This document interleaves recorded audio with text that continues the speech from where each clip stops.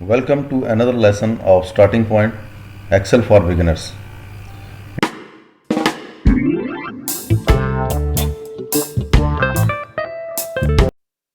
अस्सलाम वालेकुम। आज की इस वीडियो में आपको बताऊंगा कि एक्सेल फाइल, एक्सेल शीट या वर्कबुक को पासवर्ड कैसे लगाते हैं, प्रोटेक्ट कैसे करते हैं। तो आइए शुरू करते हैं। ये मेरे पास एक फ़ाइल है जो कि अनसेव्ड है और इसका नाम है book1-excel।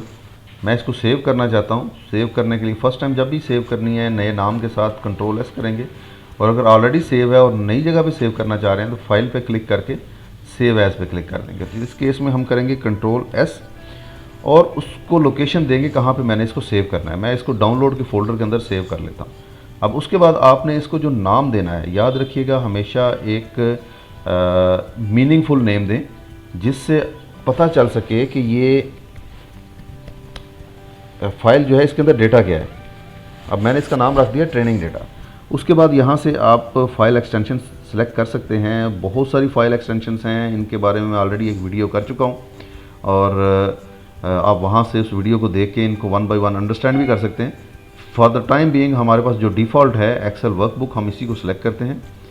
उसके बाद ऑथर नेम आ गया। अगर आपको टैग ऐड करना चाहते हैं यहाँ पे टैग ऐड कर लें। और सबसे इम्पॉर्टेंट चीज़, आपने टूल्स पे क्लिक करना है और इसमें थर्ड ऑप्शन है जनरल ऑप्शंस, इस पर आपने क्लिक कर देना। अब ये आपसे पासवर्ड मांग रहा है कि अगर आपने इसको ओपन करना है तो उसके लिए क्या पासवर्ड है। मैं लेट से ABCD रख देता हूँ और ये मैंने कैप्स में रखे हैं। दोबारा भी मुझे वही पासवर्ड देना पड़ेगा ABCD। अच्छा, अगर मैं चाहूँ कि मेरा यूज़र जो है इसको ओपन करके सिर्फ रीड कर ले तो मैं इसको चेक कर दूंगा, और अगर मैं ये चाहता हूँ कि जब तक पासवर्ड उसके पास ना हो वो इसको रीड भी ना कर सके तो मैं यहाँ से ओके कर दूंगा। अब वो सेम पासवर्ड जो है वो मुझसे दोबारा मांगेगा। अच्छा, ये जो ऊपर मैंने पासवर्ड दिए थे ना, पासवर्ड टू मॉडिफाई और ओपन, ये आप डिफरेंट भी रख सकते हैं, लेकिन जब आपने री एंट्री करनी है पासवर्ड की तो फिर आपने वही करना है जो आपने वहाँ पे सेव किया था। मैंने इसे सेव कर दिया। अब मैं इसे क्लोज कर देता हूँ। डाउनलोड्स के फोल्डर में जाएं और इसे ओपन करें। अभी आपसे पासवर्ड मांगेगा। याद रखिएगा कि ये पासवर्ड ब्रेक करना आसान नहीं है। बहुत चीते लोग होते हैं जो VBA के कोड लिख के इस पासवर्ड को ब्रेक कर सकते हैं। अगर आप वो भी सीखना चाहते हैं तो फॉलो करते रहिएगा। मैं आपको VBA ट्रेनिंग के अंदर लाजमी सिखाऊंगा। लेकिन ये बहुत मुश्किल होता है कि आपने इस पासवर्ड को भूल गए हैं तो आपने कैसे ब्रेक करना है। ABCD, आपने ABCD लिखा, उसको ओके किया, उसने मॉडिफिकेशन के लिए पासवर्ड मांग लिया ABCD और आपने इसको ओके कर दिया। अब ये फ़ाइल ओपन हो गई है। अगर ये पासवर्ड आप भूल गए हैं तो फाइल आपकी ज़ाया हो गई है। नेक्स्ट ऑप्शन है कि आप यूज़र को अलाउ नहीं करते कि यूज़र इस शीट के अंदर कोई मॉडिफिकेशंस कर सके या कोई चीज़ ऐड कर सके, कुछ रिमूव कर सके। तो उसके लिए क्या करना है, उसके लिए आपने रिव्यू के टैब पे जाना है और यहाँ पर अगर आप देखें तो चेंजेस में प्रोटेक्ट शीट आ रहा है। आप प्रोटेक्ट शीट के ऊपर क्लिक करें। अच्छा, allow all users of this workbook to.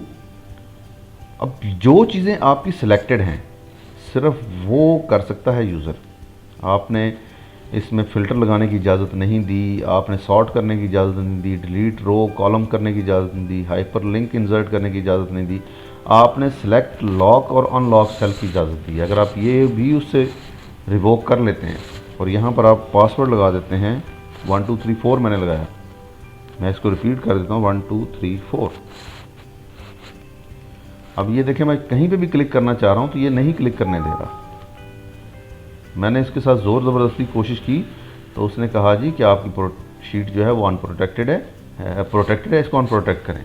मैंने अनप्रोटेक्ट शीट के ऊपर क्लिक किया तो उसने कहा कि पहले पासवर्ड एंटर करो भाई, ऐसे नहीं।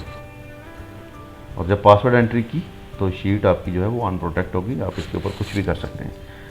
अच्छा, इसके अलावा एक मैं वीडियो करूंगा जिसमें मैं आपको बताऊंगा कि आप यूज़र को कैसे बाउंड कर सकते हैं इस फंक्शन के साथ कि कुछ सेल्स के अंदर वो लिख सके और कुछ के अंदर ना लिख सके। उसके ऊपर प्रॉपर एक हम रिपोर्ट बनाएंगे, एक फॉर्मेट बनाएंगे जिसमें हम डेटा एंट्री के लिए कुछ सेल रखेंगे जिसमें वो एंटर कर सके और बाकी सेल्स जो हैं वो उन तक उसका कर्सर ना जा सकें।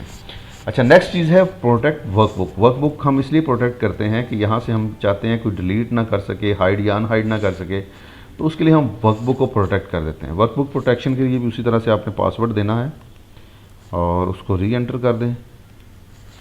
अब ये वर्कबुक प्रोटेक्ट हो गई है।